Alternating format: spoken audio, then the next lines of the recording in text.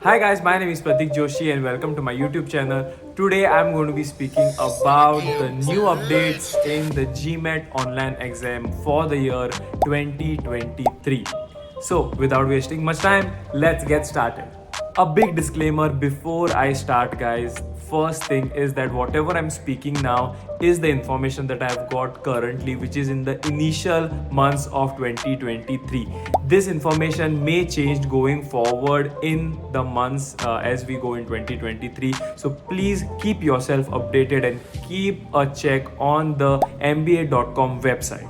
So let's speak about the things that have not changed. So first we have the GMAT registration process. So for the GMAT registration process, the initial flow or how you book your slot, make your account, that is exactly the same. If you want to learn how to make your account on the mba.com website, click on this video. The link of this video is in the description as well as in the I button. If you want to know the further process of how to book your slot or other details regarding the registration process for the GMAT Online exam, then click on this video. Even the link of this video is present in the description as well as in the I button. So speaking about the sections and their flexibility, that has remained the same just the way it was in 2022. You have 4 sections, mainly verbal, quant, essay and data interpretation. All these sections are flexible. You get 3 possible ways in which you can answer this. All the 3 ways are shown here, so you can select whichever one you are comfortable with and go ahead answering in that particular order. Now coming to another important aspect, which is the unofficial score versus the official score. So if you want to know everything about this in detail, I won't waste your time, you can click on this video. The link of this video is in the description as well as in the I button, whereas in brief I'll just explain it to you. If it is your unofficial score, then once the exam is concluded, you will get to see your unofficial score on the screen itself, whereas if you want the official score, that you will get in a matter of around 20 days. They say 20 days, but usually you get it within 7 days. So you will get your official score via mail within 20 days after answering your GMAT Online exam. Now coming to the number of breaks available when you are answering the GMAT Online exam.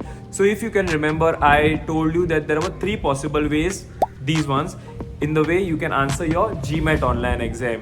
So now between this order, you have the 2 8-minute breaks positioned in such a way that you get enough time to rejuvenate, relax. Pretty sure you have to answer the essay and the data interpretation in one single go, and then you get to enjoy the breaks once this section is over, before or after the verbal and the quant section. So make sure you know that you have to answer the essay and the DI section in one single go. Speaking about the length of the exam, that has also remained the same. That is somewhere around 3 hours to 7 minutes. This is pretty self-explanatory why this cannot change. The length of the exam can only change when the number of questions have been reduced, the breaks have been eliminated, or the flow has overall increased. So since the length of the exam has not changed, you can rest assured that there are no changes in terms of the number of questions and in the number of breaks and their length. Speaking about the validity of the exam, this has always remained one of the strongest points of the GMAT exam. This was and is 5 years. Your score, your GMAT online score, is valid for 5 years.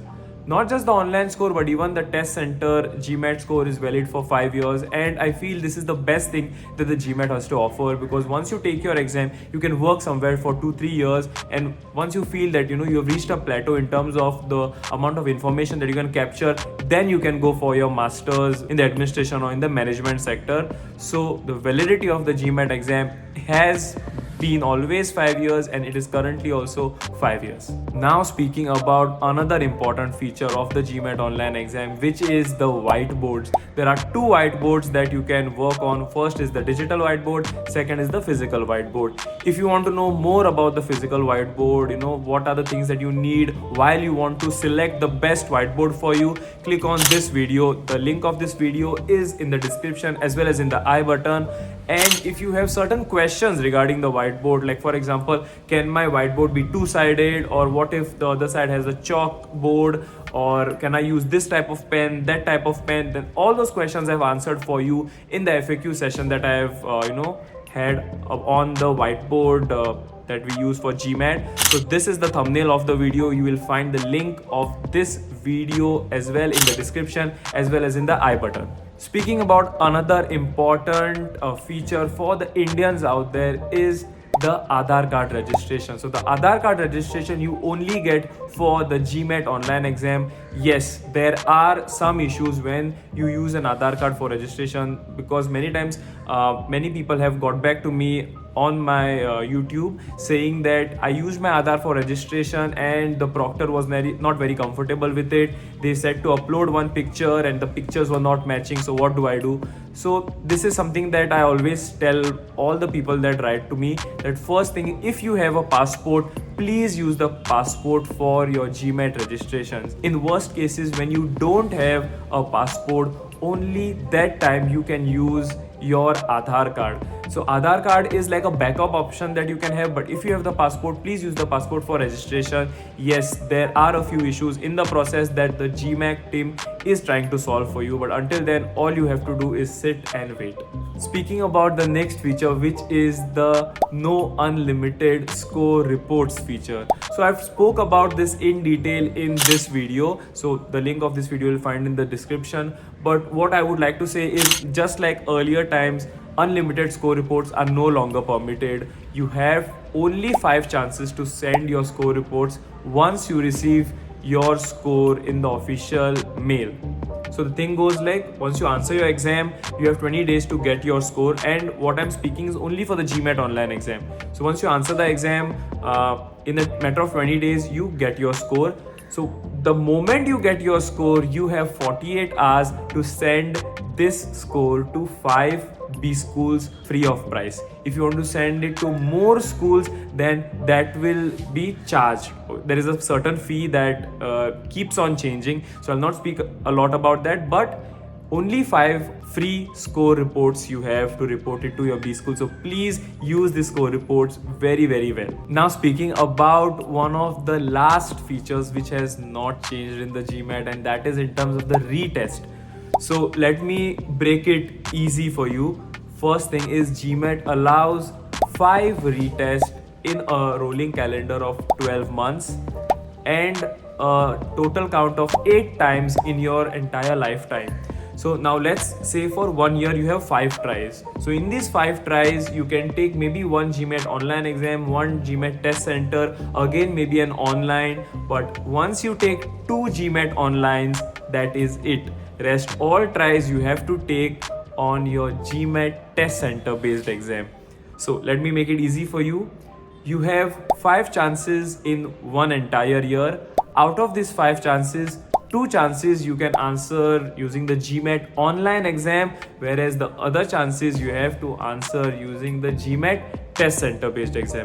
Now someone might say that, hey Pratik, I don't want to answer GMAT online, I want to just answer the GMAT test center based. So that is well and good. You can answer all your chances GMAT test center based, but maximum number of times that you can answer the GMAT online exam is just 2 times. So please make a note of that. Finally coming to the section where things have changed for the GMAT, and that is just one major thing. So I won't bullshit you through that, but the one major thing which has changed is the cost of the exam.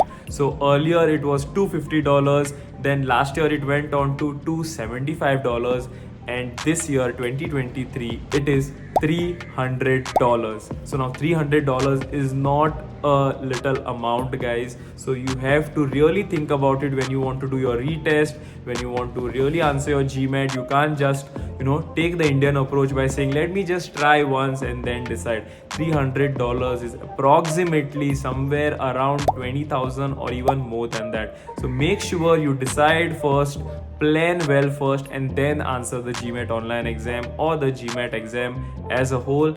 So yeah, so that is it in terms of this video, guys. I hope you got a clear idea of what are the things that have not changed, whereas what are the things that have changed. If you have any questions regarding this or any doubts, any issues, drop them down in the comment section below. I'll definitely try to answer them in my own capacity, and I hope to see you for the next video. So until then, be happy, stay safe, and all the best for your prep.